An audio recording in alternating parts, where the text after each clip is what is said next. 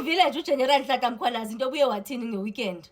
Uthe uhlala khumbuла ingoma kaLucky Dube iPrisoner. Lethi nje akubonakala ingathi izikolo azizubaninzi ezakwakhiwa. Into eninzi ezakwakhiwa zijele. Ngodilika jele ngoebhongweni indawo ezininzi ezakwakhiwa. Bafethu sivuka nento namhlanje ethi uTata uJosi uFerrari Sibanyoni lo waseMpumalanga ne hayi ngusozimali nje ngutaxi boss nje omkhulu wakwela cala laseMpumalanga kuthiwa nje hayi abafana bamfikele sithethe ngeSpecial Task Force apha.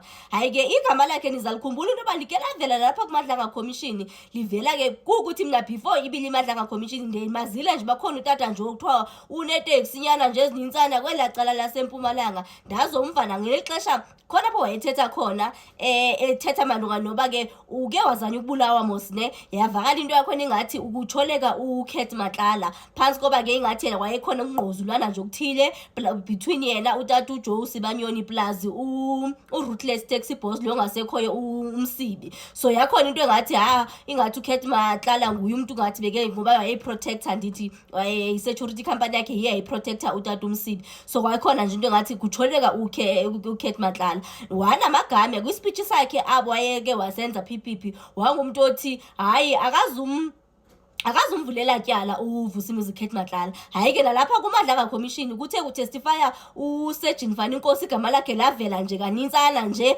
kulento yabo nje ngathi ukhona. Hayi bo kuke kwavela nini ngathi kunyezithole zasike zathetheka ukuchiswa kwebhasi zika Padco kwinto nokwenza neextortion kwavakala nini ngathi khona nezinye izithole ezinokwenza nokudlulisa abantu apha emhlabeni ngathi kufaka nama journalist ethile ke yadisappear nepartner yayo nini nintsana nje izithole ngathi nje igama lakhe limane livela sizayiva xa seke chargwe kahle into yoba eyona nto akachajelwe yona uTata uJoe Sibanyoni yintoni.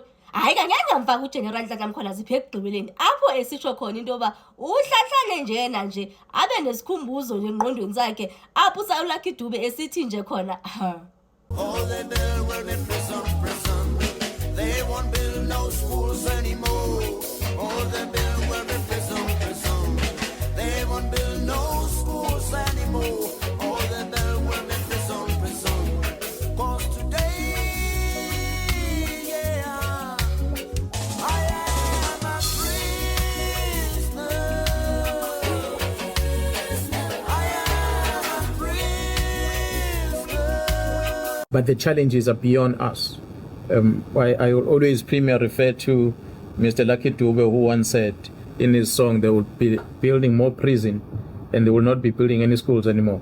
I think we've reached a stage in our country that we must build more prisons because there's just criminality in every angle we look at. That's why our correctional facilities are full.